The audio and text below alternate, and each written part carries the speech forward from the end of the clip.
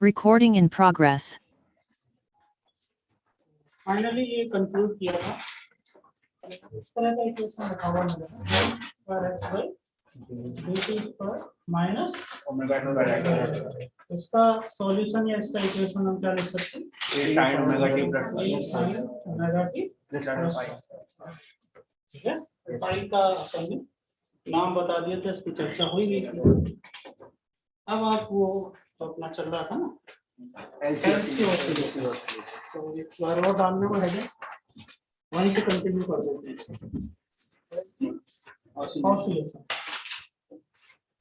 Diagram तो पूरा बना हुआ था, तो दोबारा नहीं बनाना।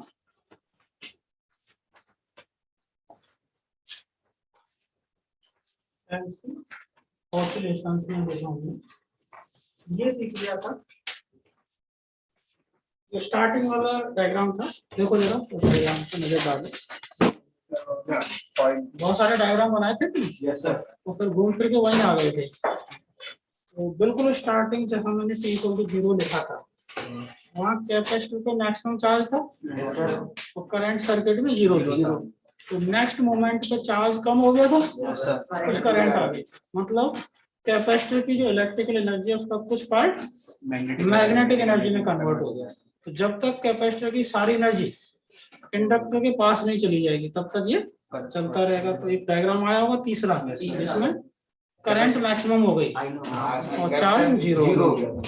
फिर उसके बाद चार्ज बढ़ना शुरू होगा कैपेसिटर पे, लेकिन अपोजिट पोलरिटी के साथ। नीचे वाली प्लेट पॉजिटिव होना शुरू हो जाएगी। जब तक इंडक्टर सारी एनर्जी कैपेसिटर को नहीं देगा जब तक वो चलता रहेगा प्रोसेस, ठीक है। और फिर घूम फिर के वहीं आ गए। तो घूम फिर के वहीं आ गए, तो इसको मैं पूरा एक ऑसिलेशन कह सकता हूँ नहीं? Yes sir. ये जो डायग्राम बने हैं उनको नजर डालो जरा, देख तो पेज क्यों पलट दिया? बात पूरी थोड़ी हुई थी। t इक्वल टू 0 वाला डायग्राम। अच्छा, जैसे t इक्वल टू 0 पे चार्ज था प्लस क्यू नॉट, तो बीच में कहीं एक जगह पे और आया प्लस क्यू नॉट। अंतर ढूंढिए जरा उनमें। तो बिल्कुल शुरुआत में क्यू नॉट और बीच में एक जगह और आई है क्यू नॉट। क्या वहां से लेकर वहां तक एक ऑसिलेशन हो गया? नहीं, आधा हुआ नहीं, समझे? आधा टाइम पीरियड हुआ होगा, फिर आगे जाके फिर आधा होगा, नहीं समझे? तो मैं आपसे ये पूछना चाह रहा हूँ कि क्या जरूरी है कि ये जो ऑसिलेशन हो रहा है इसकी शुरुआत पहले वाले सर्किट से ही हो? दूसरे से भी तो हो सकती है। फिर वही लौट के आ जाएगा तो क्या हो जाएगा? क्या तीसरे डायग्राम से भी शुरुआत हो सकती है? यानी ये वही बात हो गई कि एसएचएम की शुरुआत के जरूरी मीन से ही हो?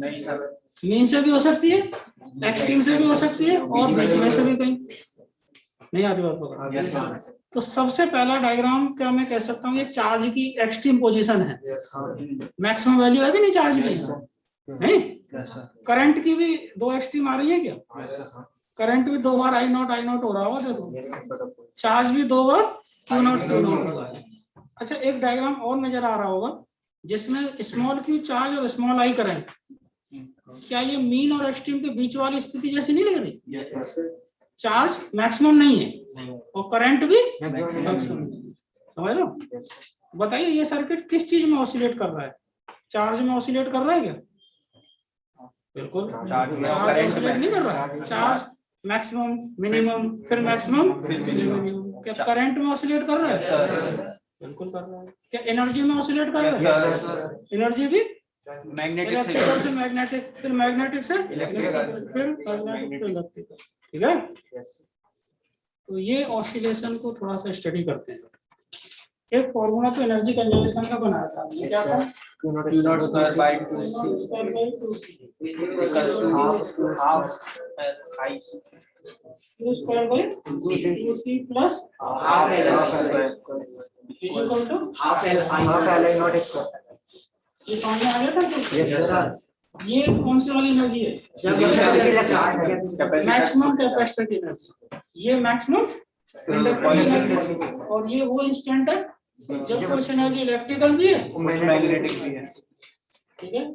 तो अगर मैं इन दोनों को सॉल्व करूं तो क्या 2 से 2 कैंसिल होगा, ऐसा लग रहा है कि I naught is equal to Q naught by root L C. Yes sir. मतलब मैक्सिमम चार्ज दिया तो मैक्सिमम करंट बता सकते हैं, और मैक्सिमम करंट दिए तो ठीक है।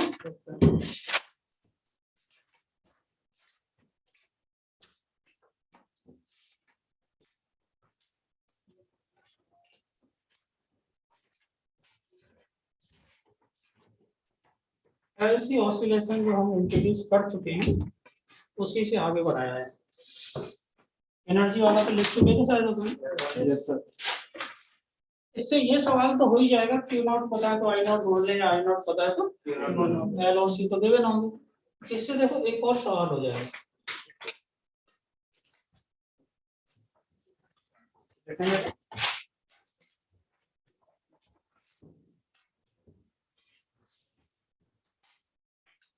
Find current in the circuit.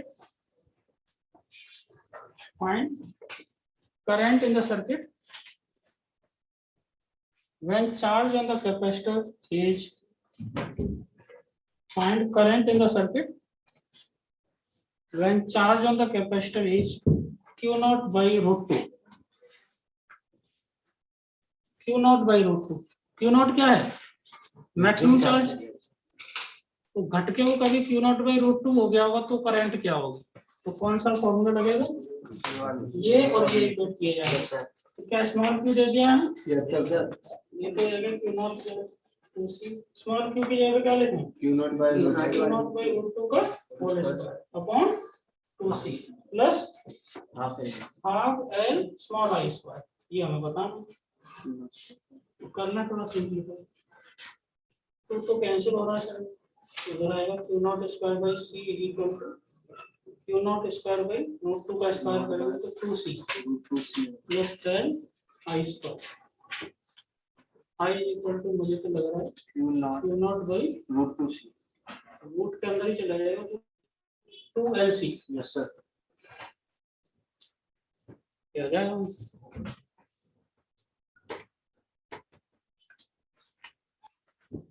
किसी इंस्टेंट में ये पता है कि भाई चार्ज इतना है तो उसे इंस्टेंट के करंट। उल्टा सवाल भी हो सकता है कि एक इंस्टेंट की करंट पता है, चार्ज भी बता सकते हैं। ठीक है, तो मैक्सिमम चार्ज ऐसे छोटे छोटे सवाल आपको मिल सकते हैं। अब देखो ये जो एसएचएम वाला जो कंसेप्ट हमने सीखा है वो क्यों सीखा है वो देखो। इस टॉपिक के जो क्यों सीखा है वो पता चलेगा। जैसे अपना जो हमने डायग्राम बनाया था उसमें देखो शुरुआत ऐसे हो रही थी,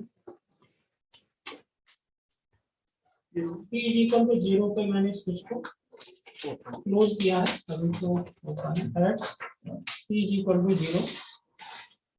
करंट तो 0 है सर्किट में, लेकिन चार्ज ऐसे रखा था वो नॉट Q है, ये इंडक्टेंस L, करंट सर्किट में अभी 0। ऐसी शुरुआत हुई थी। अब किसी भी टाइम पे इसके जस्ट नेक्स्ट जो इंस्टेंट उसमें जब इस सर्किट को हम ऑब्जर्व करेंगे तो क्या कुछ करंट आ जाएगी सर्किट में at T greater than 0। Charge कम हो गया प्लस Q माइनस Q और ऐसे करंट फ्लो होना शुरू हो गया I। ठीक है, ये कैपेसिटेंस है C। अब देखो इस इंस्टेंट पे मैं सर्किट को स्टडी करूंगा, बताइए सर्किट में कितने एलिमेंट नजर आ रहे हैं? दो। ये लो पोटेंशियल, ये हाई पोटेंशियल। करंट देखो करंट शुरू में 0 थी, बढ़ती जा रही है प्लस माइनस LdI/dt। सहमत है? Yes sir. मैं लगाऊंगा अब इसमें KVL। देखो क्या है, यहाँ से शुरुआत कर दो, प्लस से माइनस प्लस LdI/dt माइनस ऐसे गए। अब ये माइनस से प्लस जाना पड़ रहा है Q/C minus Q/C is equal to 0। देखो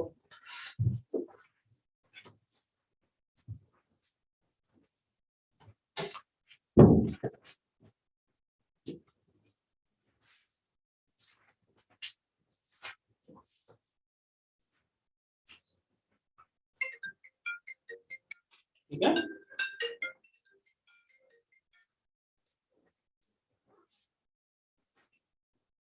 अब थोड़ा सा करते हैं सिंपलीफाई। ये di/dt रहने दो सर, उसको कर लेंगे q/LC। नेक्स्ट स्टेप को समझ में आई गया हो। अब देखो एक चीज और पता रहना है, आई जो आ रही है वो चार्ज के चेंज होने से आ रही है, आई को dq/dt लिखते हैं, लेकिन माइनस क्यों लिख रहे हैं? कम हो रहा है, चार्ज कम होने की वजह से करंट आ रही है, तो करंट जब चार्ज के कम होने की वजह से आती है तो माइनस dq/dt। मैं इसको एक बार और डिफरेंशिएट कर दूं, तो di/dt minus d²q/dt, double differentiation हो जाएगी। तो देखो जरा, मैं di/dt को यहाँ रिप्लेस कर रहा हूँ, माइनस d²q/dt² = q/LC। माइनस को इधर ले जाओ, d²q/dt² माइनस इधर ले गए, 1/LC को अलग रखा और q को अलग रखा, और दिमाग की बत्ती जलाओ।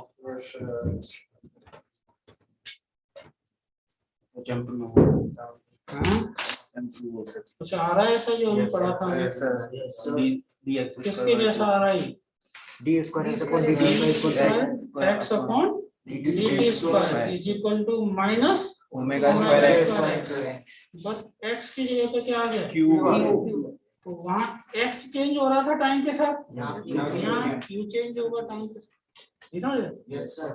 करेंगे कंपेयर, देख लो पहले यहाँ पर।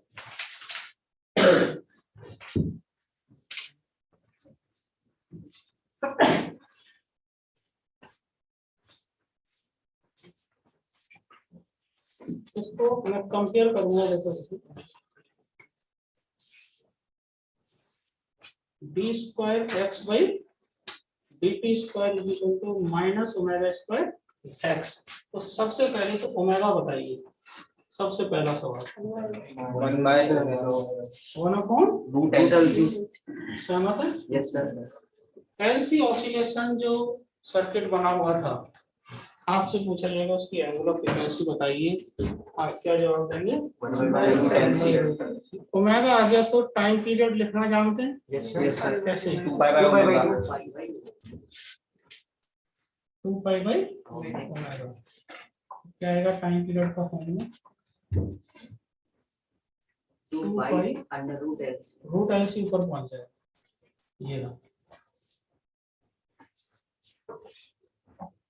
मतलब वो जो कई सारे डायग्राम बनाए थे उन पे अगर देखें, जहां से हम शुरुआत कर रहे थे नोट के वहीं आ गए थे नहीं? तो वही तो हो गया था एक ऑसिलेशन। तो उसमें कितना टाइम लगेगा, उसका आंसर आ गया 2π√LC। देखो जरा पेज पलट के देखना मेरा, बिल्कुल स्टार्टिंग में कितना चार्ज था? Q0 है ना, बीच में कहीं Q0 और भी आया क्या? Yes sir. तो मैं अगर शुरू से लेके बीच में जहाँ Q0 आया है वहां तक का टाइम पूछूं तो हाफ हो जाएगा, तो इसका आधा हुआ कि वहां तक आधा ऑसिलेशन हुआ, नहीं समझे? Yes sir. आधा फिर आगे हो गया, तो पूरा एक ऑसिलेशन समझ गए? फ्रीक्वेंसी बता सकते हैं? 1/2π√LC। Frequency 1 time period 2π√LC। ये छोटे छोटे सवाल बन जाएंगे, ठीक है? अब देखो, जैसे ये इक्वेशन होता था ये वाला, इसमें x का टाइम के साथ फंक्शन क्या मिला था हमें? ये sin ωt + phi। sin ωt + phi। तो यहाँ हमें पाई का इक्वेशन मिलेगा, x का या q का? sin ωt। टाइम के साथ कौन चेंज हो रहा है? q। तो देखो किसका इक्वेशन में कैसे ले रहा हूँ समझ जाना है।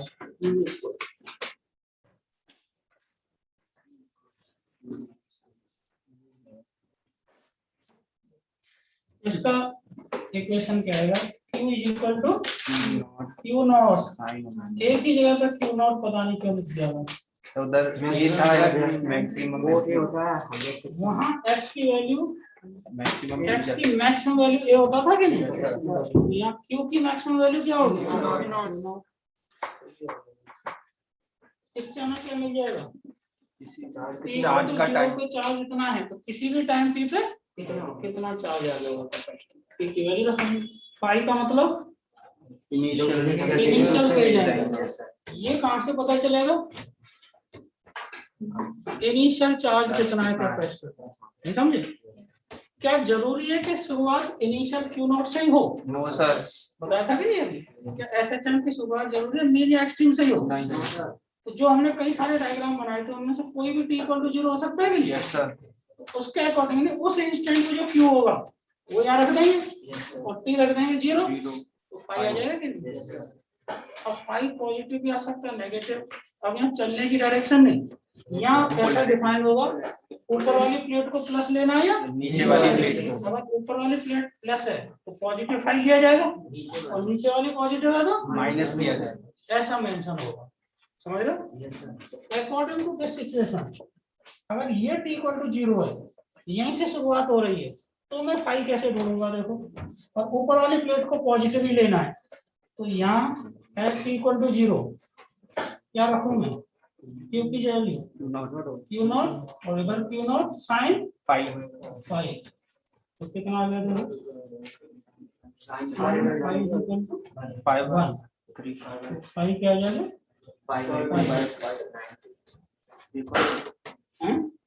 एक और आ जाएगी लेके देखो यार फाई की वैल्यू अगर मैं पाई बाय तो रखता हूँ तो चार्ज का फंक्शन क्या बन जाएगा? q is equal to q naught sine t plus 5 pi by 2। इसको मैं ऐसे लिख सकता हूँ q naught cos cos omega. सहमत है? अब इसमें t इक्वल टू 0 रख के देखो तो q कितना आ जाएगा? q naught cos 0 1 q naught आ रहा है कि नहीं? यस सर, नहीं समझे? अगर ये फाई की एक और वैल्यू बता रहे थे ज्यादा क्या 270 हैं? 270 है ना, उस पे cos क्या हो जाएगा? Minus minus. इसका मतलब क्या होगा? पोलरिटी बदल जाएगी कि नहीं? तो अगर ऊपर वाली प्लेट प्लस ही दे रखी है तो फाई क्या लेंगे? 5/2 जिससे ये पॉजिटिव आ जाए और अगर ये नेगेटिव आ गया तो इसका मतलब ऊपर वाली प्लेट नेगेटिव। तो हमें जो दिया वो ऊपर वाली पॉजिटिव ही दिया तो ये आंसर सही है। ठीक है? Yes sir. और इसे डिफरेंशिएट कर देंगे तो करंट भी आ जाएगी। Yes sir. करंट ढूंढना तो आसान है कि नहीं? करंट कैसे ढूंढेंगे फिर आप? माइनस कम होता है, करंट का फंक्शन बना इसे डिफरेंशिएट करें माइनस q माइनस पहले से और cos का डिफरेंशिएशन में minus q not omega sin omega t q not omega sin omega t इसमें t 0 रख के देखो 0 करेंगे, करंट 0 है कि नहीं? t इक्वल टू 0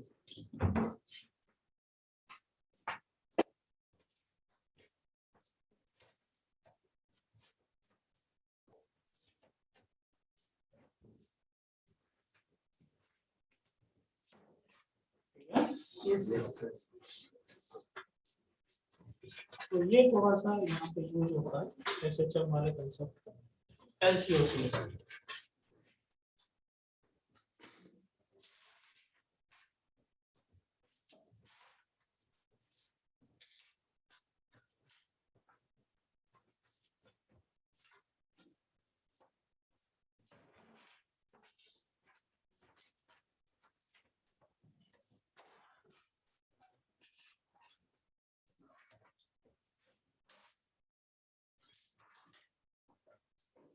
अच्छा, इस चैप्टर में जो बेसिक अपना कंसेप्ट था उस पर अगर हम पहुंचे तो बेसिक कंसेप्ट ये था कि किसी भी कॉइल से जो फ्लक्स क्रॉस हो रहा है वो अगर टाइम के साथ चेंज हो रहा है पूरे चैप्टर में यही तो हुआ है घुमा फिरा के तो उसमें ईएमएफ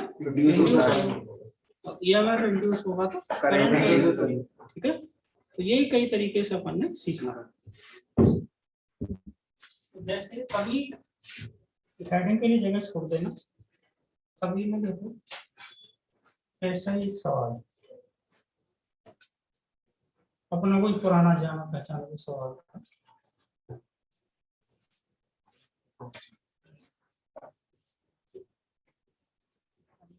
ये मैग्नेटिक फील्ड अंदर के पूरे स्पेस में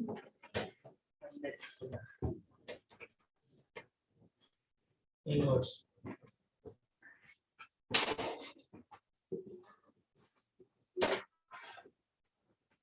ठीक है, ये magnetic field.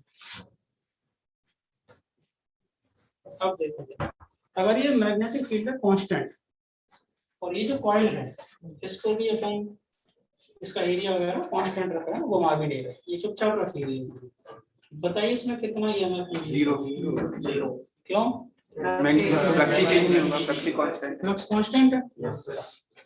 EMF induce zero है तो करंट जीरो। और ये कंडक्टिंग लूप है, थोड़ी सी थिकनेस बना रहा हूँ। रिंग है, कैसी रिंग है? कंडक्टिंग। ये छोटा सा मटेरियल होगा कि नहीं इसका? अगर ये कंडक्टिंग है तो क्या इसके अंदर फ्री इलेक्ट्रॉन्स होंगे? नहीं होंगे। अगर ये मैग्नेटिक फील्ड कांस्टेंट है तो इसमें कोई करंट फ्लो नहीं हो रही, मतलब ये फ्री इलेक्ट्रॉन्स मूव नहीं कर रहे। करंट कैसे फ्लो होती है कंडक्टर से? जब फ्री इलेक्ट्रॉन्स मूव इलेक्ट्रॉन्स के मूवमेंट से। पक्का? लेकिन क्या फ्री इलेक्ट्रॉन बिल्कुल मूव नहीं करते? नहीं करते हैं। और देखो कैसी मोशन होती है? Random motion. और रैंडम मोशन होने की वजह से कोई करंट वगैरह नहीं आती। करंट तब आती है जब उन इलेक्ट्रॉन्स पे एक खास डायरेक्शन में फोर्स लगना शुरू हो जाता है, इलेक्ट्रिक फील्ड वगैरह लगाते हैं। सहमत है? अब देखना ध्यान से समझना, ये मैग्नेटिक फील्ड है कांस्टेंट। तो बताइए ये जो इलेक्ट्रॉन है, क्या ये इलेक्ट्रॉन में कोई नेट मूवमेंट हुआ? नेट मूवमेंट जीरो नहीं हुआ ना। इसको रैंडम मोशन तो हो रही है, लेकिन रैंडम मोशन में होता क्या है? वो लॉर्ड घूम के वहीं आ जाता है। नेट चार्ज कितना फ्लो हुआ? जीरो। नेट मूवमेंट इस इलेक्ट्रॉन का जीरो, इसलिए कोई करंट नहीं आएगा। लेकिन अगर मैं इस मैग्नेटिक फील्ड को चेंज कर देता हूँ टाइम के साथ, बढ़ रही है घट रही है जो भी, मान लो ये मैग्नेटिक फील्ड टाइम के साथ बढ़ाई मैंने। आप देखना, इलेक्ट्रॉन को तो बाद में देखेंगे, पहले तो मुझे बताओ फ्लक्स चेंज होगा कि? Yes sir. फ्लक्स चेंज होगा तो EMF इंड्यूस होगा, और EMF इंड्यूस होगा तो करंट आएगी इसमें। मान लो ये फील्ड टाइम के साथ अंदर बढ़ रही है तो करंट की डायरेक्शन पे बता सकते हैं? एंटी क्लॉकवाइज बाहर की एंटी क्लॉकवाइज। फील्ड बाहर आनी चाहिए इससे। तो इस कॉइल में ऐसे करंट फ्लो होना शुरू हो जाएगी। Yes sir. सहमत है? ऐसे एंटी क्लॉकवाइज। अच्छा, एंटी क्लॉकवाइज करंट फ्लो कराने के लिए इलेक्ट्रॉन्स कैसे मूव होंगे? क्लॉकवाइज। यानी कोई भी इलेक्ट्रॉन देखें तो वो ऐसे मूव हुआ हो, जी वेलोसिटी।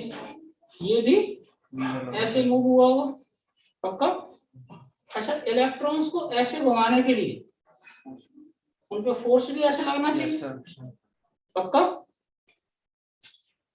जब ये मैग्नेटिक फील्ड कांस्टेंट थी तब ये इलेक्ट्रॉन ऐसे चल रहे थे क्या? नहीं। जब ये कांस्टेंट थी तो ये नहीं चल रहे थे, यानी नेट वेलोसिटी क्या थी? जीरो। पक्का? अब ये मैग्नेटिक फील्ड लगा देने से ये इलेक्ट्रॉन का नेट मूवमेंट ऐसे आना शुरू हो गया, तो इन पर कोई फोर्स लगा होगा। इलेक्ट्रॉन है चार्ज पार्टिकल। अब चार्ज पार्टिकल पे क्या क्या फोर्स लग सकते हैं? मैग्नेटिक फोर्स लग सकता है, इलेक्ट्रिक फोर्स लग सकता है। अब आपको सोच के बताना है, ध्यान से सोचना जरा इस बात। मैं फिर से रिपीट करके फिर से आपको सवाल दे रहा हूँ। जब ये मैग्नेटिक फील्ड कांस्टेंट थी तब क्या इलेक्ट्रॉन्स में नेट मूवमेंट हुआ था? कोई फोर्स नहीं लगा था। जैसे ये मैग्नेटिक फील्ड मैंने टाइम के साथ बढ़ाई तो इलेक्ट्रॉन्स का एक खास मूवमेंट हुआ ऐसे, तो ऐसे चलाने के लिए इनको फोर्स लगा होगा। मेरा सिंपल सा क्वेश्चन ये है, ये कौन सा फोर्स होगा, इलेक्ट्रिक फोर्स या मैग्नेटिक फोर्स? Magnetic force. दोनों ही लगेंगे, दोनों ही लगेंगे। ये भी ठीक है, किसी को मत छोड़ो, कोई बुरा मैसेज है, दोनों को लगाओ। हाँ? ये और भारी भारी से नाम ले रहा है। और सोच लो एक बार, और सुन लो एक बार सवाल, सुनो ना ध्यान से पकड़ना सवाल। जब ये मैग्नेटिक फील्ड कांस्टेंट थी, जब ये मैग्नेटिक फील्ड कांस्टेंट थी, तो क्या इन इलेक्ट्रॉन्स में कोई नेट मूवमेंट हुआ? मतलब इन पे कोई फोर्स नहीं लगा। जैसे इसको मैंने टाइम के साथ चेंज किया, ये इलेक्ट्रॉन एक खास सेंस में घूम गए, मतलब इनमें एक खास सेंस में एक फोर्स लगा होगा। अब वो फोर्स क्या होगा? अगर वो फोर्स मैग्नेटिक फोर्स होता तो पहले भी लगता, जब मैग्नेटिक फील्ड तो पहले भी थी जब कांस्टेंट थी। तो स्टॉप। अगर ये मैग्नेटिक फोर्स होता तो मैग्नेटिक फोर्स तो कांस्टेंट मैग्नेटिक फील्ड में भी लग जाता है कि नहीं? इतना कॉमन सेंस तो लगा सकते थे। बताइए ये फोर्स कब नहीं लग रहा? जब ये मैग्नेटिक फील्ड, मैं ये नहीं कह रहा मैग्नेटिक फील्ड है नहीं, मैग्नेटिक फील्ड तो है, लेकिन कैसी है? कांस्टेंट। तब ये लग नहीं रहा। लेकिन जैसे इस मैग्नेटिक फील्ड को मैंने चेंज किया, इलेक्ट्रॉन घूमने लग गए। किसने घुमाया हो? फोर्स ने। तो फोर्स लगना शुरू हो गया। तो कॉमन सेंस से सोचें तो ये फोर्स किसने नहीं लगाया होगा? मैग्नेटिक फील्ड अगर इस फोर्स को लगा रही होती पहले भी लगा चुकी होती। और अगर थोड़ा कम कॉमन सेंस से सोचें, सही फिजिक्स के हिसाब से, तो मैग्नेटिक फोर्स क्या किसी चार्ज पार्टिकल की काइनेटिक एनर्जी को नहीं बढ़ा सकता है? नहीं बढ़ा सकता। बढ़ रही है कि नहीं सर? नहीं बढ़ रही? बढ़ रही है। कैसे पता चला? पहले इलेक्ट्रॉन की नेट वेलोसिटी क्या थी? जीरो। अब उसके पास v आ गई कि नहीं? तो ये किसने किया हुआ ये काम? मैग्नेटिक फोर्स ये काम कर ही नहीं सकता। तो दो रीजन समझ में आ रहे हैं? अब बताओ इन इलेक्ट्रॉन्स को कौन सा फोर्स लगा होगा? मैग्नेटिक क्यों नहीं लग रहा होगा? ये कैसे सोचा हमने? दो रीजन है इसके। पहला कॉमन सेंस वाला रीजन क्या? अगर मैग्नेटिक फोर्स ही चला देता इन्हें तो पहले भी लग रहा होता जब ये कांस्टेंट थी। नहीं समझे? मैग्नेटिक फील्ड तो पहले भी थी। और दूसरा रीजन, पहले के नेट जीरो था। ये खास डायरेक्शन में चलने लग गए कि नहीं? इनकी स्पीड बढ़ती हुई दिख रही है कि नहीं? और स्पीड को बढ़ाने का काम सिर्फ इलेक्ट्रिक फोर्स ही कर सकता है, मैग्नेटिक फोर्स नहीं कर सकता ये काम। पक्का? तो देखो हुआ क्या है, पॉइंट समझो जरा। ये मैंने चलाने के लिए ये कॉइल रख दी है यहाँ इलेक्ट्रॉन्स को देखने के लिए, लेकिन सच्चाई क्या है? हम क्या टॉपिक स्टडी करने वाले? अगर इस स्पेस में मैग्नेटिक फील्ड लगा रखी है, सिर्फ मैग्नेटिक फील्ड है और ये कांस्टेंट है, तो इस पूरे रीजन में कोई इलेक्ट्रिक फील्ड नहीं आएगी और कोई भी इलेक्ट्रॉन यहाँ रख देंगे तो उस पर कोई फोर्स नहीं लगेगा। लेकिन जैसे ही मैंने इसे टाइम के साथ चेंज किया, तब यहाँ इलेक्ट्रॉन रख के देखा तो वो चलने लग गया कि नहीं? तो उसे किसने चलाया होगा? इलेक्ट्रोस्टैटिक फोर्स ने। तो क्या टाइम डिपेंडेंट मैग्नेटिक फील्ड का जो रीजन होता है, उस रीजन के अंदर, यानी इस मैग्नेटिक फील्ड के टाइम के साथ चेंज होने की वजह से एक और फील्ड प्रोड्यूस होना शुरू हो जाती है? क्या नाम रखेंगे उसका? नहीं समझ रहे? तो इलेक्ट्रिक फील्ड प्रोड्यूस करने का नया तरीका सीख रहे हैं। अभी तक क्या सीखा था? एक चार्ज पार्टिकल है, उससे किसी डिस्टेंस में फील्ड प्रोड्यूस कर देता है कि नहीं? लेकिन यहाँ चार्ज पार्टिकल नहीं है, यहाँ क्या है? मैग्नेटिक फील्ड है और वो टाइम के साथ चेंज हो रही है। तो जैसे इस कमरे में मैग्नेटिक फील्ड लगा दें, उसे टाइम के साथ चेंज करें, तो क्या इस कमरे में मैग्नेटिक फील्ड के साथ साथ एक और फील्ड आना शुरू हो जाएगी कि नहीं? Electric field. लेकिन ये पहली वाली से अलग है थोड़ी। क्या अलग है? पहली वाली कैसे प्रोड्यूस की जाती थी? इसका ओरिजिन क्या है? ये कैसे प्रोड्यूस होती है? मैग्नेटिक फील्ड का टाइम के साथ चेंज होना। ये कैसे पता किया कि इलेक्ट्रिक फील्ड जनरेट हुई होगी? इसका एक्सपेरिमेंट तो किया था हमने। हमने क्या रखा है? इलेक्ट्रॉन रख के देखा। तो कॉइल मतलब इलेक्ट्रॉन रख के देखा। तो अच्छा, कॉइल रख के हमें आसानी से समझ में इसलिए आ गया, फ्लक्स वगैरह दिख रहे थे वहाँ। तो जैसे कॉइल रखा तो उसमें फ्लक्स कांस्टेंट है, तो उसके इलेक्ट्रॉन्स मूव नहीं किए होंगे, मतलब कोई फील्ड प्रोड्यूस एक्स्ट्रा नहीं हुई होगी। लेकिन जैसे ही हमने मैग्नेटिक फील्ड को चेंज किया तो फ्लक्स चेंज हुआ, फ्लक्स चेंज हुआ तो इलेक्ट्रॉन खास डायरेक्शन में मूव हुए होंगे, तभी तो करंट आई होगी। तो इलेक्ट्रॉन्स मूव कर रहे हैं, तो इसको ये मैग्नेटिक फील्ड तो मूव करा नहीं रही, क्योंकि ये अगर करा सकती तो पहले ही करा देती। तो किसने मूव कराया होगा? इलेक्ट्रिक फील्ड ने, इलेक्ट्रिक फोर्स ने। ठीक है, तो इस इलेक्ट्रिक फील्ड को एक नया नाम दिया जाएगा, इंड्यूस्ड इलेक्ट्रिक। इंड्यूस्ड नाम लग रहा है कि नहीं समझ? Induced EMF, induced current, induced electric field. अब लिख लो induced electric field, induced electric field.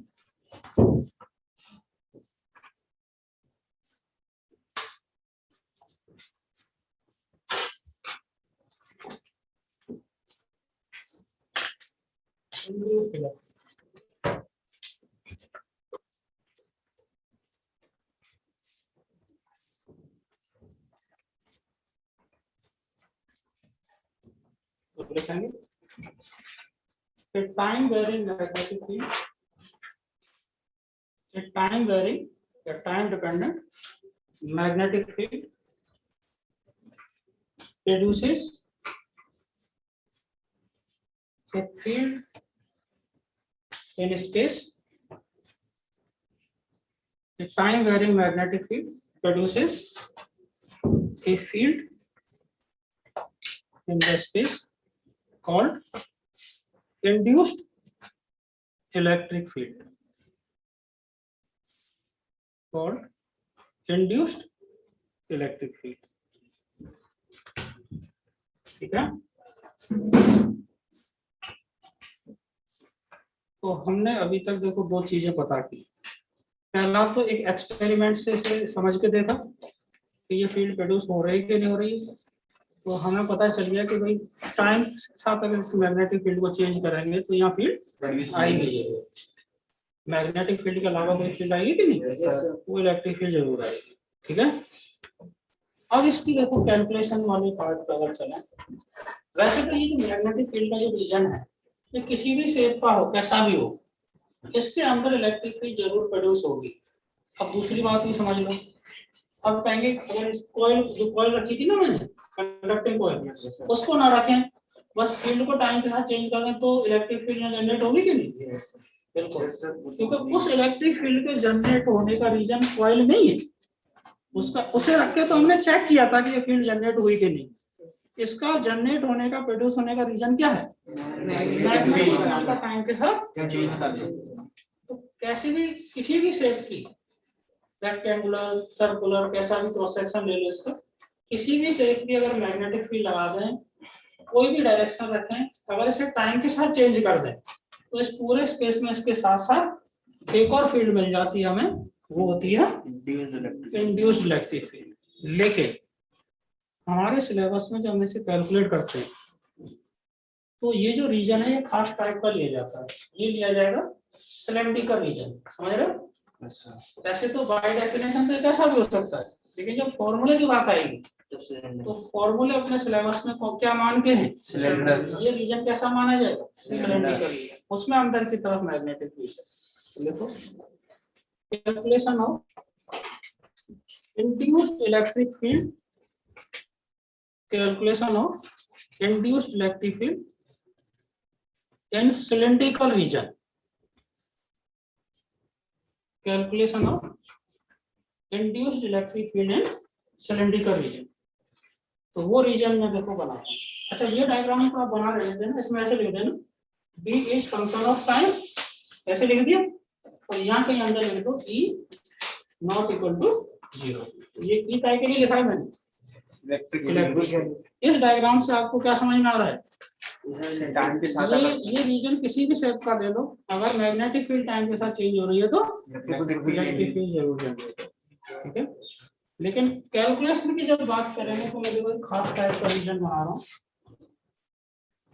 जो हेडिंग में लिखाया गया cylindrical region. Cross section circular बनाया नहीं इसको, देखो बनाता हूँ।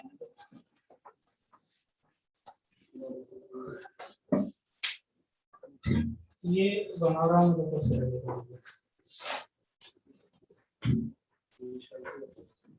हाँ? बना लो, पड़ोसी को क्या बताना है? पड़ोसी को बताना सिलेंडर का रीजन ये होता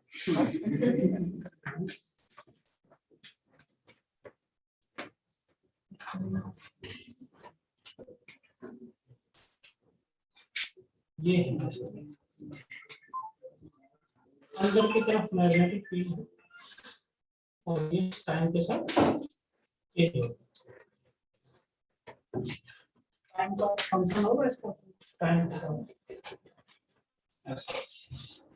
और ये जो सिलेंड्रिकल रीजन है इसकी रेडियस पता हो गया, कैपिटल आर रेडियस का रीजन है। सिलेंड्रिकल रीजन क्या कह रहा हूँ समझिए हम। ये ऐसे सिलेंडर ही तो होगा पूरा क्रॉस सेक्शन है वो अंदर क्रॉस सेक्शन एरिया कैसा होगा इसका सर्कुलर पाई आर एस है।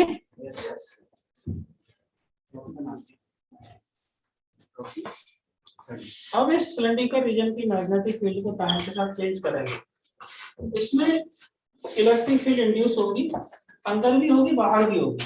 बाहर भी होगी, जैसे बाहर भी अगर मैं लूप रखूं तो बाहर जो लूप रखा जाएगा उसके अंदर भी तो फ्लक्स क्रॉस हो रहा है, तो फ्लक्स मैग्नेटिक फील्ड चेंज करेंगे तो बाहर वाले लूप का भी फ्लक्स चेंज होगा, तो बाहर वाले लूप में भी करंट आएगी।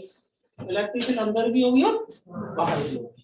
तो हमें दोनों फॉर्मूले बनाने इनसाइड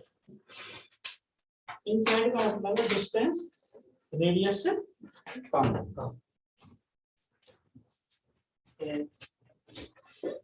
पकड़ते हैं तो इस पॉइंट को कैसे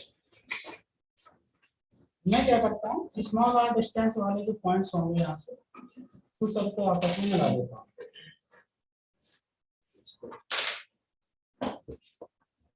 क्या मैं कह सकता हूँ इस लाइन पे ये जो सर्कुलर लाइन बनाई रिंग जैसा मान सकते हो आप इसे? तो क्या हम सिमेट्री से कह सकते हैं कि जो भी इलेक्ट्रिक फील्ड होगी वो मैग्नीट्यूड कम से कम एक जैसा होगा सब जगह, यहाँ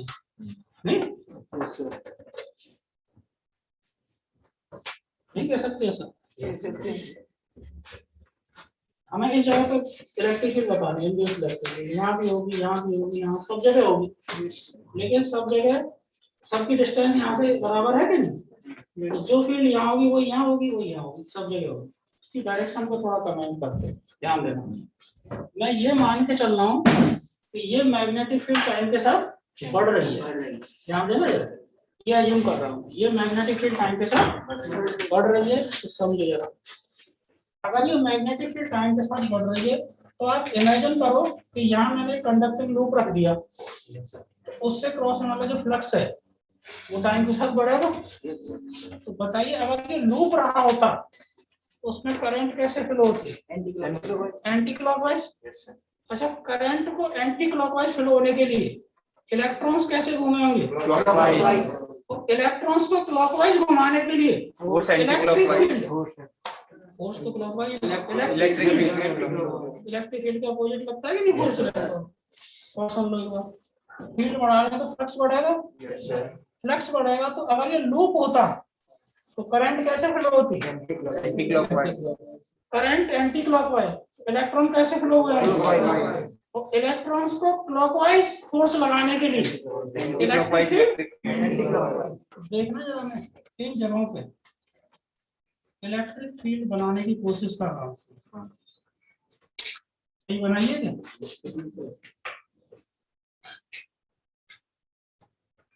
ये किसकी डायरेक्शन बनाई मैंने? अब बताइए इस इलेक्ट्रिक फील्ड की वजह से इलेक्ट्रॉन्स को फोर्स कैसे लगेगा? जैसे यहाँ इलेक्ट्रॉन है तो उसका इधर नहीं ऐसे लग जाएगा फोर्स, यहाँ वाले पे ऐसे ऐसे ऐसे, तो सारे इलेक्ट्रॉन्स ऐसे घूम जाएंगे नहीं? ठीक है, ये फील्ड की डायरेक्शन है। हाँ, दो इलेक्ट्रॉन है वो रिपल्शन भी बनाएंगे। अरे यार क्या है औकात है उस रिपल्शन इलेक्ट्रॉन के रिपल्शन को देख रहा है क्या चार्ज होता है? 9.1 into 10 to the power minus 1.6 into 10 to the power minus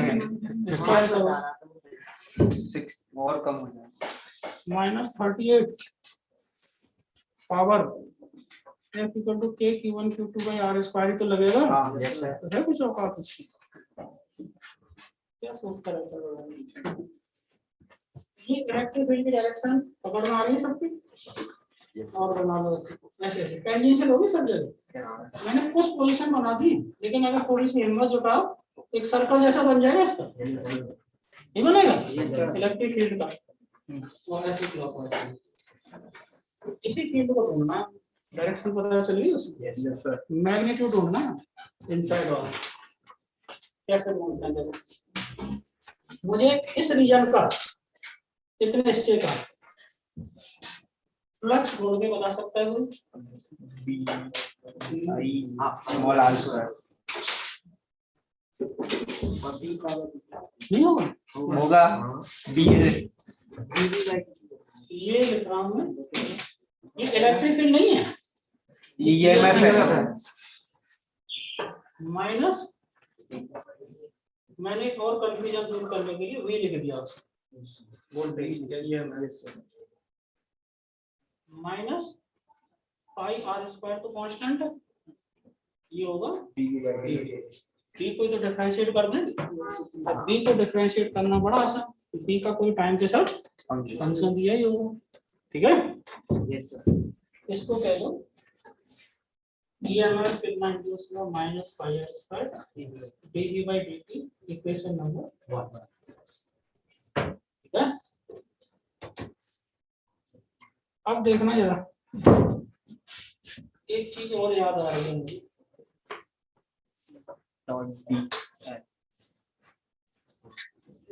electric field है, इसका डॉट करें डीएल के साथ तो डीवी आ जाता है। अब ध्यान देना डीएल देख रहे हैं, ये रहा डीएल, ये डीएल डीएल होंगे कि नहीं इसको? Yes sir. और डीएल ले लिया मैंने इधर, तो बताइए डीएल और ई के बीच में एंगल 0 0 ये देखो। Yes sir. डीएल भी तो टेंजेंशियल होगा, डॉट हटा देता हूं ई।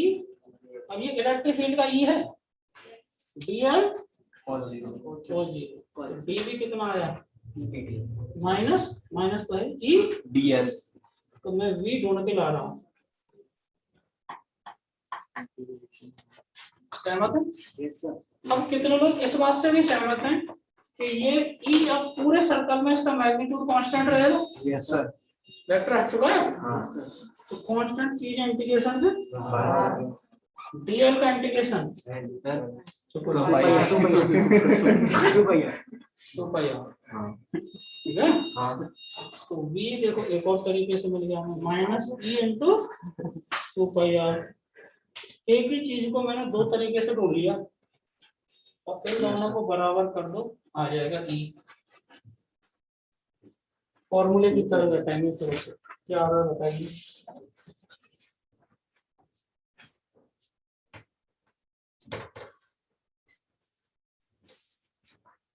ई इक्वल टू माइनस माइनस तो प्लस हो जाएगा, ई इक्वल टू क्या आ रहा है बता दो। आर बाई 2 आएगा शायद है ना? Yes sir. और ब्रैकेट में डी बाई डी। ये बक्से में बंद करो। अब कई लोग कह रहे हैं डी बाई डी टी कहाँ से लाएंगे फिर? तो गिवन होगा बी का टाइम के साथ फंक्शन दिया होगा। Yes sir.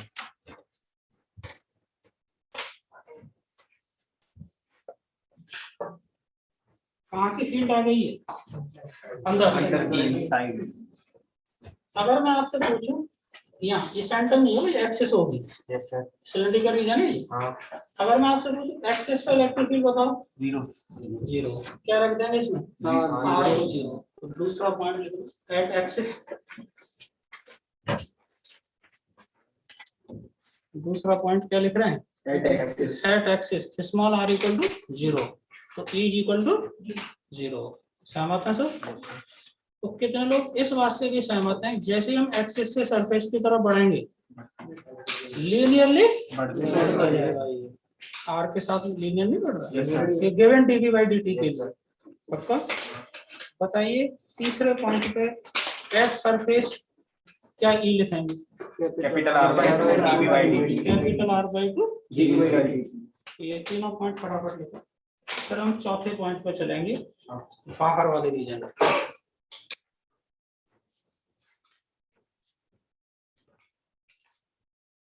दूसरा पॉइंट नहीं, चौथा होगा सर,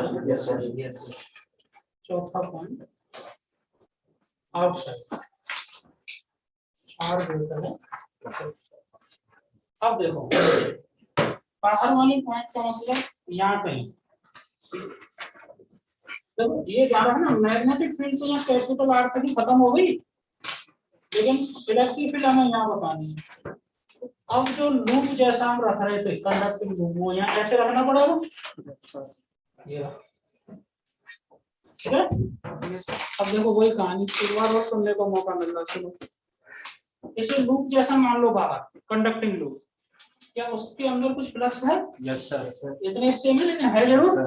ये टाइम के साथ बढ़ रहा है। Yes sir. तो बताइए इसमें करंट कैसे आएगी? Anti clockwise. इलेक्ट्रॉन कैसे मूव होंगे? तो इलेक्ट्रॉन्स को क्लॉकवाइज चलाने के लिए वही स्थिति हर जगह पे ऐसे टेंजेंशियल ऐसे ऐसे इलेक्ट्रिक फील्ड मिल जाएगी, बस वो बाहर हो गया काम, लेकिन फील्ड ऐसे ही आती है। सहमत है सब लोग? यस। बिल्कुल वैसी ही डायरेक्शन, लेकिन वैल्यू थोड़ी सी अलग चेंज होगी। कैसे बताइए? ये जो पूरा बाहर वाला जो लूप है, इसके अंदर फ्लक्स लिख रहा हूँ, सहमत है? यही तक है फ्लक्स, तो उतना है ही, उतना एरिया लेना हो। ये देखो चेंज करता जा रहा हूँ,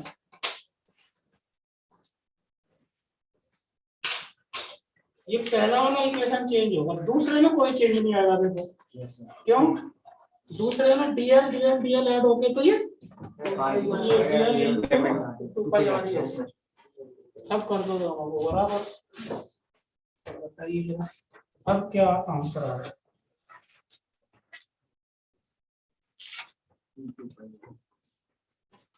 are square upon 2r square upon dy बड़ा आर स्क्वायर अपॉन छोटा 2r is equal to capital R square by 2r ये बन जाएगा। इससे पता चल रहा है कि आर बढ़ता जाएगा तो फिर कम होती है, डिनोमिनेटर में आ रहा है। अच्छा इसमें स्मॉल आर कैपिटल आर रख देंगे, वो सरफेस की सरफेस वाला आंसर यहां से क्या जाएगा? सेम ही है आर बाई 2 फॉर्मूले की तरह रटे होने चाहिए। अब कई लोग अभी भी पूछ रहे हैं कि डीवी बाई डी कहां से लाएं, वो दुष्ट ही होंगे। डीवी बाई डी कहीं से नहीं लाना सवाल में, सी का फंक्शन टाइम के साथ। अब मैं आपसे एक ग्राफ भी बनवाने के लिए कहूंगा कि गिवन डीवी बाई डी के लिए इस ई का स्मॉल आर के साथ ग्राफ बनाइए जरा, कैसा है?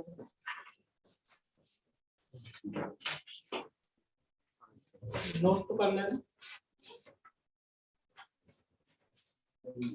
एक्सिस से सरफेस तक कैसा ग्राफ चलेगा? Linearly increasing straight line, surface पे मैक्सिमम, फिर उसके बाद डिक्रीज ये है ना, यही होगा और बन चुका है ग्राफ।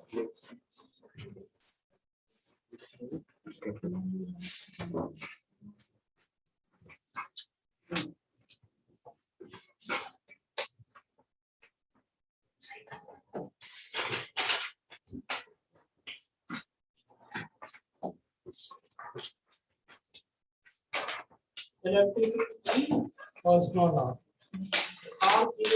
जीरो होगा, एक्सिस के लीनियरली बढ़ेगा, सरफेस पे पहुंच के मैक्सिमम,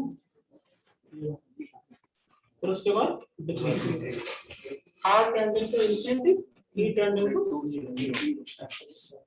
ये फील्ड सबसे ज्यादा होगी सरफेस वाले। Capital R by 2 DV by D value, ठीक है जी सर। इस टॉपिक में हमें क्या सीखने को मिला? मैग्नेटिक फील्ड टाइम के साथ ऐसा स्पेस है मैग्नेटिक फील्ड का जिसमें मैग्नेटिक फील्ड टाइम के साथ चेंज हो रही है, तो उसमें इलेक्ट्रिक फील्ड, उस मैग्नेटिक फील्ड के साथ साथ एक इलेक्ट्रिक फील्ड भी प्रोड्यूस हो जाता है। है ना, उसकी वैल्यू हम कैसे कैलकुलेट करते हैं वो सिखाया गया है।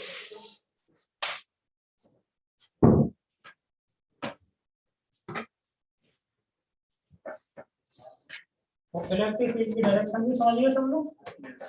इलेक्ट्रिक फील्ड की डायरेक्शन अगर एक सर्कुलर लूप जैसा अगर रखा है, सर्कुलर लाइन जैसी बनाई है, तो उसके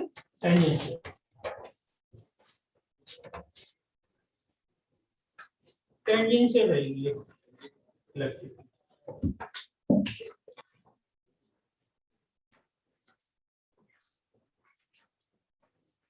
ये सिलेंड्रिकल रीजन है मैग्नेटिक फील्ड का, अंदर की तरफ मैग्नेटिक फील्ड है।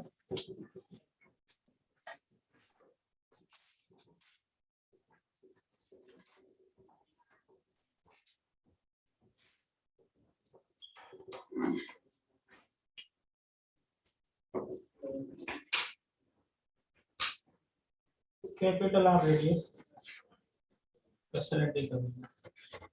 Magnetic field A into P ऐसे दे रखी है, समझ में आओ?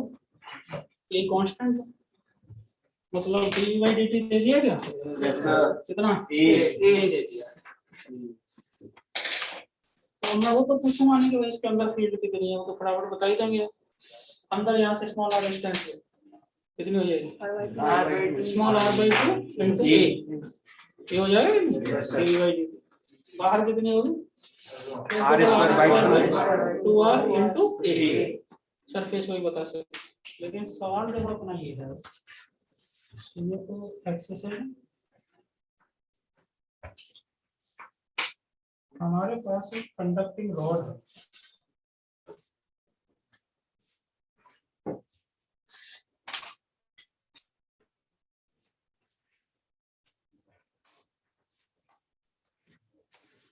कंडक्टिंग रॉड AB ऐसे रख दिया इसके अंदर मैग्नेटिक फील्ड के अंदर ही।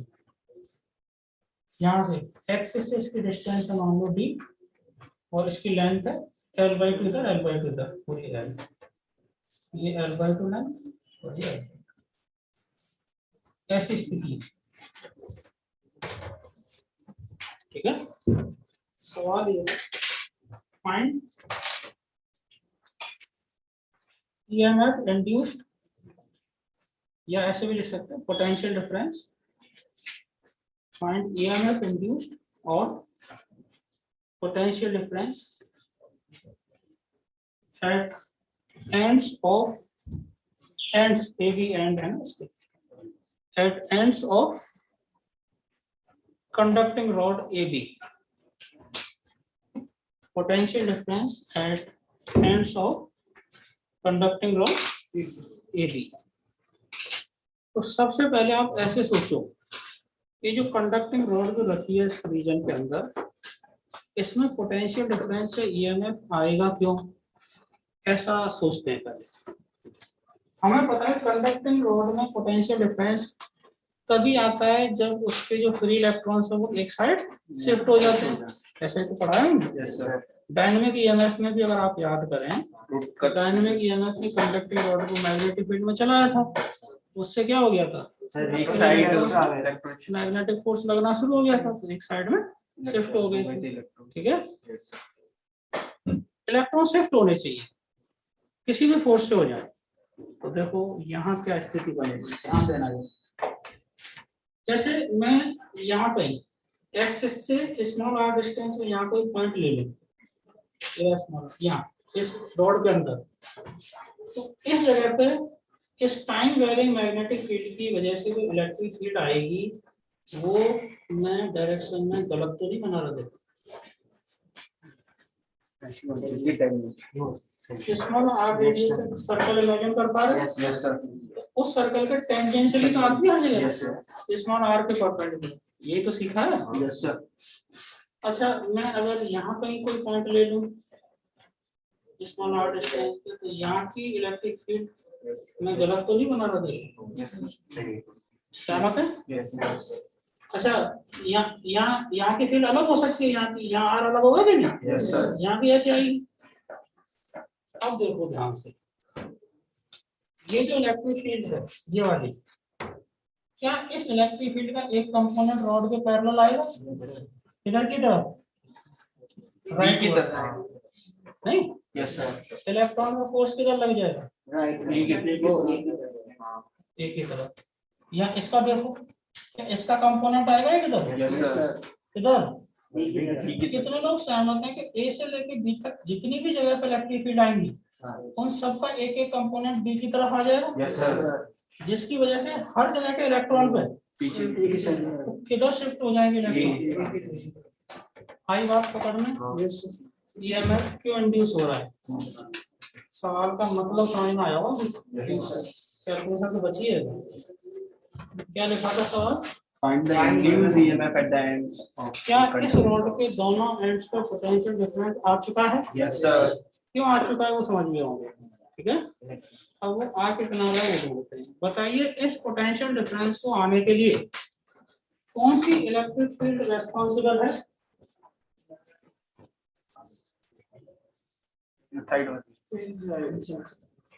तो बस लिखा है ना? नहीं, इसका कंपोनेंट कौन सा वाला कंपोनेंट, पैरेलल रॉड के पैरेलल, ये ध्यान देना, ई पैरेलल, इसका भी आएगा ई पैरेलल, ये पोटेंशियल डिफरेंस के लिए रेस्पॉन्सिबल। मैं अगर इस एंगल को थीटा मान लेता हूँ, ये 90, ये 90 माइनस थीटा, ये थीटा होगा सर, तो ई पैरेलल क्या आएगा, ई cos थीटा। सहमत है? ई की वैल्यू रख रहा हूँ r/2 a पता नहीं कहाँ से आ गया, इसी में पसीने छूट जाएंगे। ये हो गया cos थीटा लिखवा, cos थीटा इस ट्रायंगल से बेस अपॉन बी अपॉन तो E parallel A B by 2। कितने लोग सहमत हैं कि पैरेलल कंपोनेंट इसका कांस्टेंट प्रूव हो चुका, देख लो ध्यान से। हार आ रहा है कि इसमें नहीं आ रहा, थीटा भी नहीं आ रहा, तो क्या मैंने ये प्रूव कर दिया कि ए से लेकर बी तक इस रॉड के पैरेलल जो कंपोनेंट होगा इलेक्ट्रिक फील्ड का वो यूनिफॉर्म होगा। Yes sir. देखो ए बी कांस्टेंट तो सब कांस्टेंट है ना, यस सर। वो बात अलग है कि यहाँ की फील्ड अलग होगी, यहाँ की अलग होगी, यहाँ की अलग होगी, सब जगह फील्ड अलग अलग होगी, लेकिन उसका पैरेलल कंपोनेंट कांस्टेंट होगा। पक्का? इलेक्ट्रिक फील्ड यूनिफॉर्म हो गई, देखो बी और ए का जो डिफरेंस आएगा BB minus BA E parallel into length, rod की लेंथ कितनी है A B/2 इनटू, ये आ चुका है आंसर, ठीक है। बेसिक मेथड तो ये हो गया, इसका मैं देखो एक आसान मेथड भी बताऊंगा, ठीक लगेगा वो मेथड, ये भी बुरा नहीं है वैसे, ज्यादा देर इसमें भी नहीं लग रहे, लेकिन वो मेथड उसे याद करना थोड़ा सा आसान हो जाता है। करें उसको, इसको लिख लेना फर्स्ट मेथड। इस मेथड से हमें ये भी पता चल गया कि ईएमएफ इंड्यूस क्यों हो रहा है। जब ये पता चल गया कि ईएमएफ इंड्यूस होगा तो सेकंड मेथड से हम फटाफट आंसर लिखा करेंगे। कैसे, चित्र नया बनाना पड़ेगा, सेकंड मेथड इतनी मेहनत करनी पड़ेगी। और चित्र में सिर्फ ये सिलेंडर का रीजन बनाओ और सिर्फ रॉड, दो चीज बनाओ,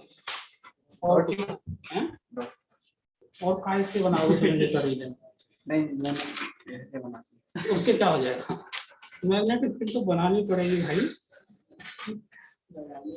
रात में सोया नहीं है, जल्दी बनाओ। ये मेरा कहने का मतलब ये कि आर वगैरह ये जो फील्ड डिस्टेंस स्मॉल आर होगा वो नहीं बना।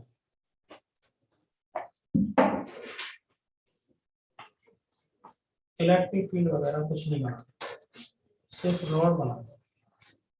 यानी सेकंड ये मेथड है उसके लिए इलेक्ट्रिक फील्ड की भी जरूरत नहीं पड़ेगी, डायरेक्ट आंसर आ जाता है। अब वो ऑब्जेक्टिव है तो उसका कोई मीनिंग नहीं है। मीनिंग तो इसी का मेथड, इसी मेथड में, उसमें मीनिंग दिखाने में बैठ गए। जैसे ये रॉड रखी है इसके अंदर, अब अपन क्या करते हैं, मैं इस रॉड के दोनों एंड्स यहाँ मिला देता हूँ सेंटर, ओ नाम दे दो और इसे यहाँ से मिला दो। जैसे ही इन दोनों एंड्स को यहाँ ओ से मिलाएंगे तो क्या आपको ओ ए बी ट्राइंगल बना हुआ नजर आ जाएगा? Yes sir. आ गया? आ गया। बस इस ट्राइंगल से ही अपना आंसर आ जाएगा। इस मेथड में ये नहीं पता चलेगा कि कौन सा हाई पोटेंशियल कौन सा लो पोटेंशियल, वो तो वहीं से देखना पड़ेगा। तो देख लेंगे इलेक्ट्रिक फील्ड ऐसे आ रही है, इसका कंपोनेंट इलेक्ट्रॉन बदल जाएगा, वो तो हमें पता चल गया। फिर ट्रायंगल ओ ए, इससे पकड़ना आना। बताइए ट्रायंगल ओ ए का एरिया कितना होगा? 1/2 half d by l by 2। हाँ, डी तो हाइट हो जाएगी इसकी, एल इसका बेस हो जाएगा, ये ना। बताइए ट्रायंगुलर क्रॉस सेक्शन से कितना फ्लक्स क्रॉस हो रहा होगा? Area b into 1/2 d l by 2 base into height. अच्छा पूरा ट्रायंगल के बेस पूरा ही लेना पड़ेगा, नहीं होगा ऐसा? किसको कर दो डिफरेंशिएट, आ जाएगा ये 1/2 LD dV by dt। तो dV by dt पता ही है, 1/2 LD वही आ गया होगा आंसर। अब इसमें मीनिंग ढूंढने मत बैठ जाना, मीनिंग कुछ नहीं है इसका, वो ऑब्जेक्टिव अप्रोच है। और कुछ सवालों की प्रैक्टिस कर लेते हैं तो ये रट जाएगा मेथड। थोड़ा बहुत चेंज करता हूँ इसमें, मेथड समझ में आ रहा है? क्या करते हैं, एरिया निकालते रोड के दोनों एंड्स हैं। को कहाँ मिला देंगे? सेंटर। ट्रायंगल बन जाएगा नहीं वही, उस ट्रायंगल का एरिया डी से मल्टीप्लाई करके प्लस और से कर दो डिफरेंशिएट करने में तो dv by dt आएगा, वही हो जाएगा ये। अब मैं देखो क्या करता हूँ, ऐसा करते हैं देखो,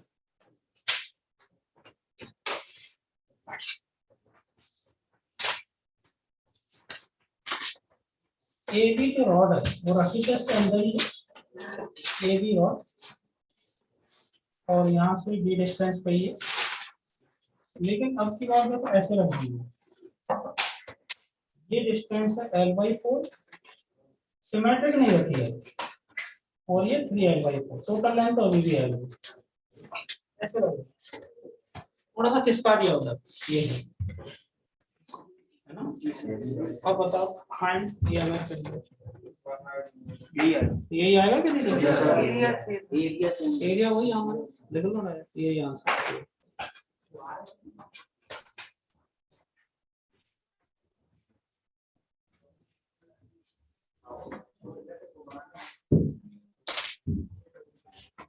एरिया थोड़ी बदलेगा, ट्रायंगल तो यही बनेगा ओ ए बी।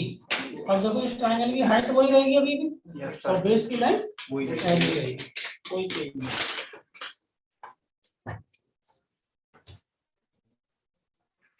आंसर लिख जाए तो बता देना, ठीक है?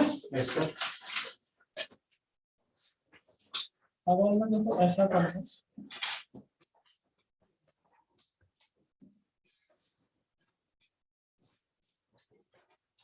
और ए बी है,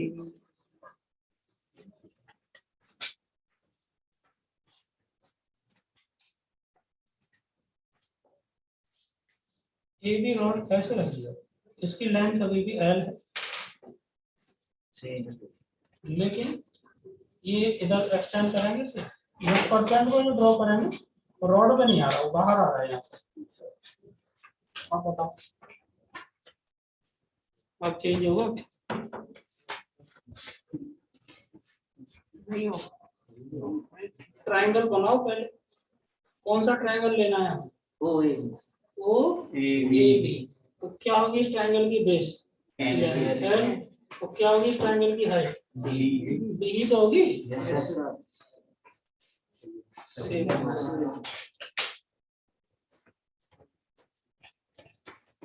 शायद ये मेथड अच्छा लगा होगा, उम्मीद। हाँ टाइम बचता है, इसलिए ऑब्जेक्टिव अप्रोच कहते हैं, मीनिंग इसका कुछ नहीं है।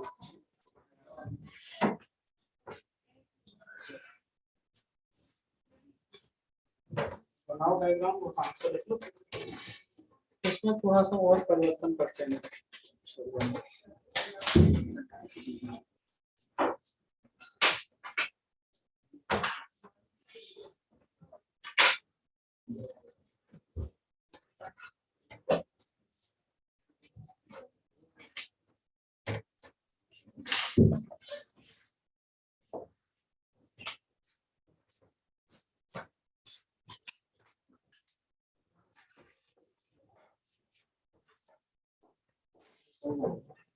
अब देखो इस रॉड को एक और अलग तरीके से बनाओ।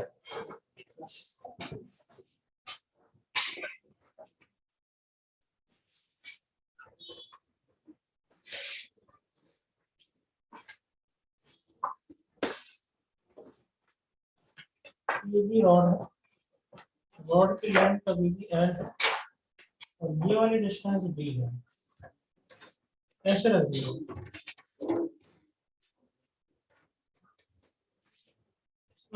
जीरो जीरो जीरो क्यों एरिया अब ट्रायंगल बनने जाओ एरिया जीरो जीरो ये काम पता, ट्रायंगल बना ही नहीं होगा देखो।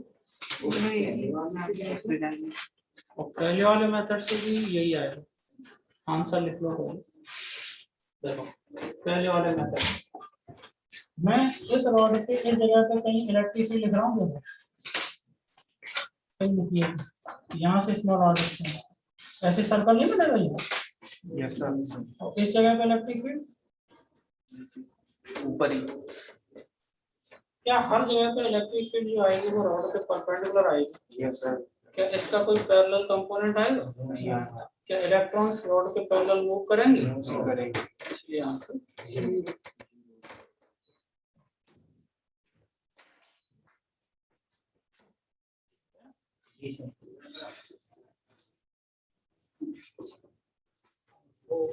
सेकंड मेथड पे देखो तो एरिया जीरो ही आएगा, ट्रायंगल बनी है, एरिया जीरो तो प्लस जीरो और प्लस जीरो ये मेथड।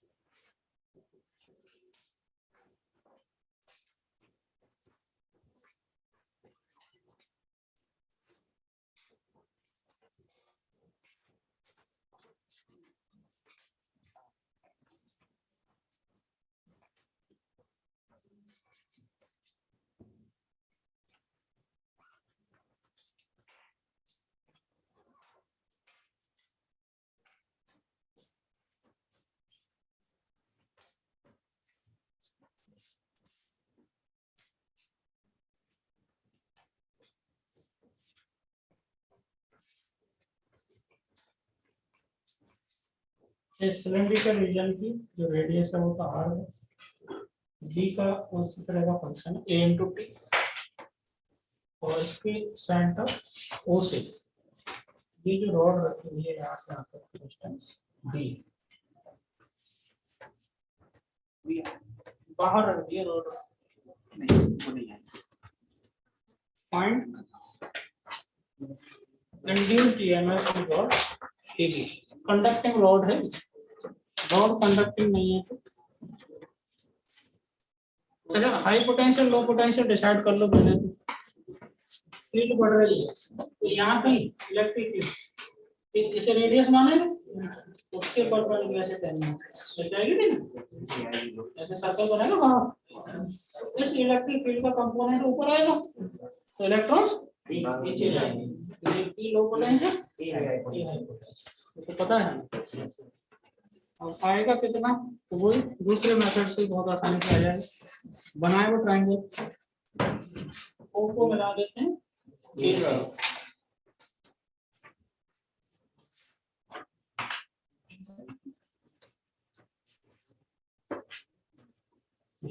O A B. लेकिन अब ध्यान से देखा जाए तो क्या ओ ए बी जो ट्रायंगल बन रहा है इसके पूरे एरिया में फ्लक्स है क्या? नहीं सर, नहीं, तो कितने से एरिया में फ्लक्स है? अब ये एरिया किस हिस्से का एरिया है? ये सर्कुलर आर्क और ये रेडियस आर, कितने हिस्से का ये एरिया अगर हमें कहीं से मिल जाए तो वही तो होगा इसका पूरा फ्लक्स। कैसे बनेगा? ये एंगल में अगर थोड़ी देर के लिए थीटा मान लो, ये भी थीटा होगा, तो ये थीटा पता है हमें, tan थीटा कितना है? L upon 2D थीटा आ जाएगा tan इनवर्स L by 2। अगर आप मैथ के स्टूडेंट हैं तो मैं देखो कितने एरिया को लिखने की कोशिश कर रहा हूँ, शायद समझ जाए, समझ गया जाए, लिख के बताओ। एरिया लिखना, कितने हिस्से का एरिया लिख के बता दो। 2r tan inverse L by 2। हाँ ये 2r 2 theta by 360 pi r। हाँ ये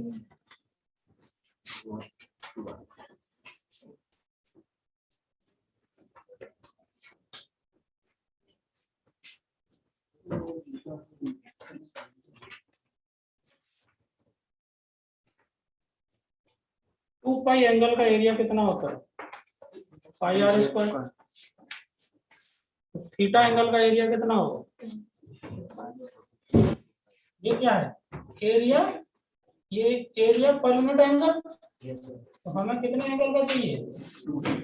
थीटा को 2 थीटा ले रखा है मैंने, पूरा 2 थीटा होगा ये। तो यही तो आर्क, ये जो आर्क है ये कितना एंगल बना रहा है? 2 थीटा। अगर ये आर्क 2 पाई एंगल बना रहा है तो 360, तो कितना एरिया होता है? पाई आर स्क्वायर। तो पर यूनिट एरिया में कितना हो गया? पाई आर स्क्वायर डिवाइडेड बाय 2 पाई। तो इतने एंगल का कितना एरिया होगा? 2 थीटा बाय 2 पाई। शायद आ जाना चाहिए समझ।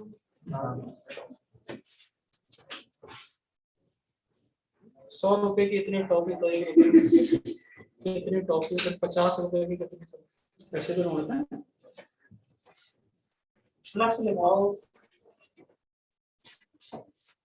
2 से 2 कैंसिल कर देंगे, पाई से पाई कैंसिल हो जाएगा, R square tan inverse L by 2D into B।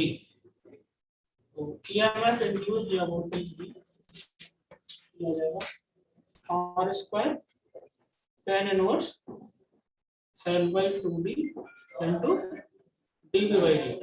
dB by dt तो आ जाएगा वहां से ये बन जाएगा K R square tan inverse L by, ये होगा। इस ट्रायंगल का पूरा एरिया क्यों नहीं लिया? फ्लक्स जितने रीजन में उतना ही लेंगे। इधर तो है ही नहीं, इधर है ही नहीं फ्लक्स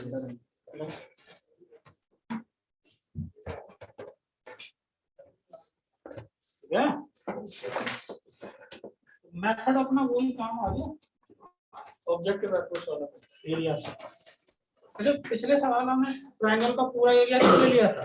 पूरा ट्रायंगल फील्ड के अंदर ही था, इसलिए अब ये पूरा ट्रायंगल अंदर नहीं है। वो सर्कुलर आर्क वाला जो हिस्सा है वही है इस ट्रायंगल का।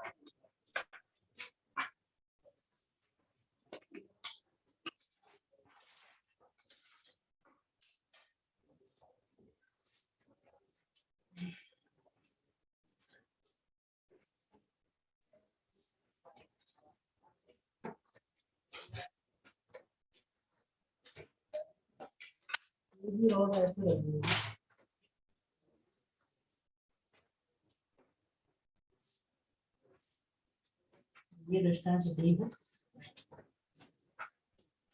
बाहर रखो ये लेकिन कुछ इस तरीके से। और देखो क्या दिया, ये रेडियस तो पता ही है, और ये b का फंक्शन a इंटू टी, कुछ और भी फंक्शन हो सकता है, जरूरी नहीं है। और देखो क्या पता है, ये सेंटर ओ से मैंने ए वाले एंड को मिलाया, ए वाले एंड को, तो डी से जो एंगल बन रहा है ओ ए वाली लाइन का वो है अल्फा, दिया होगा ये अल्फा 30 डिग्री कुछ इस तरीके से। मैंने ओ से डी वाले एंड को मिलाया और डी वाली लाइन से ये पूरा एंगल जो बन रहा है दैट इज बीटा। जैसे ये मान लो 30 दे दिया और ये 60 दे दिया, कुछ ऐसे दिया है, ये अल्फा बीटा दोनों एंगल नोन है। और find EMF induced in node। देखिए जरा वो एरिया नजर आ रहा है, यस सर। कौन सा एरिया होगा वो, तो ए बी ट्रायंगल का इतना हिस्सा, ये जो होगा, ये जो हिस्सा होगा, यही तो है फील्ड के अंदर, ये समझे। तो बताइए ये आर कितना एंगल बनाए हुए हैं, बीटा माइनस अल्फा, थीटा इसी को तो कहते हैं।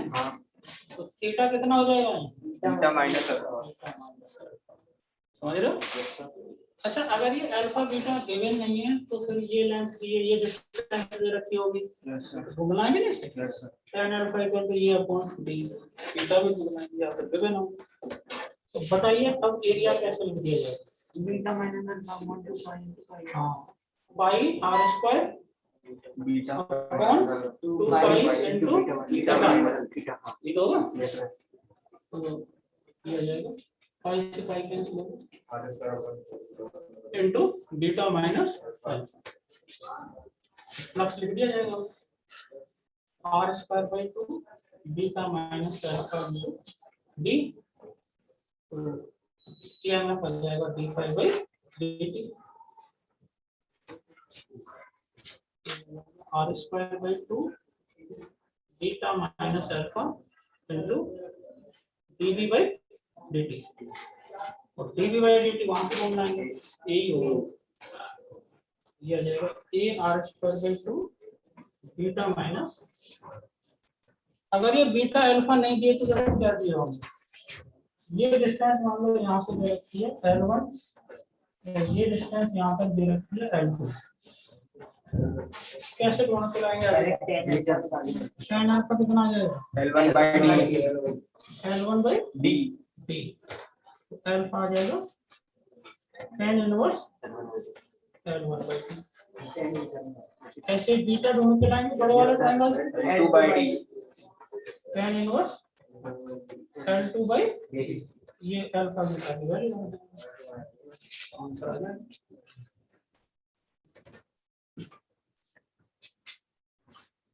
सर इसका EMF कोई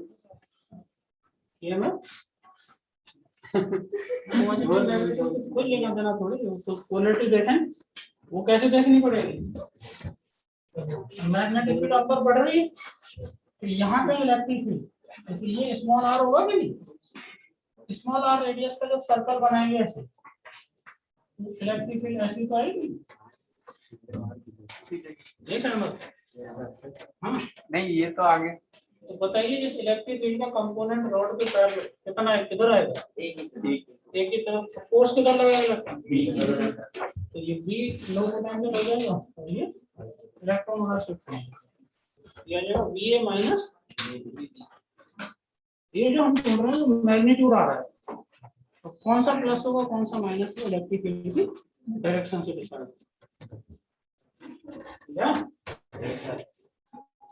इसी के साथ ये खत्म हो गया चैप्टर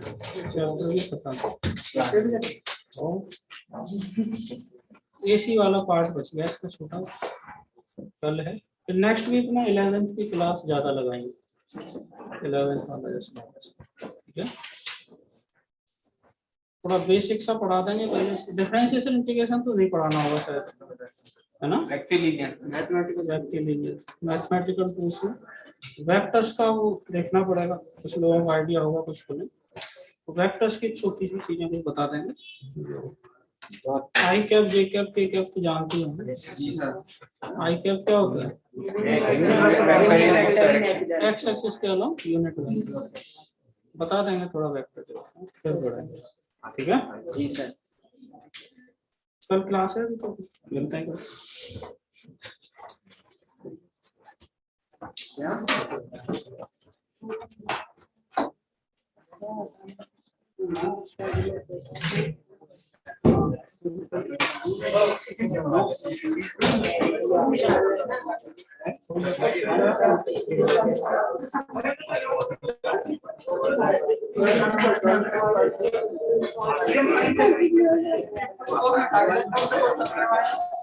मैंने तो लगाया है।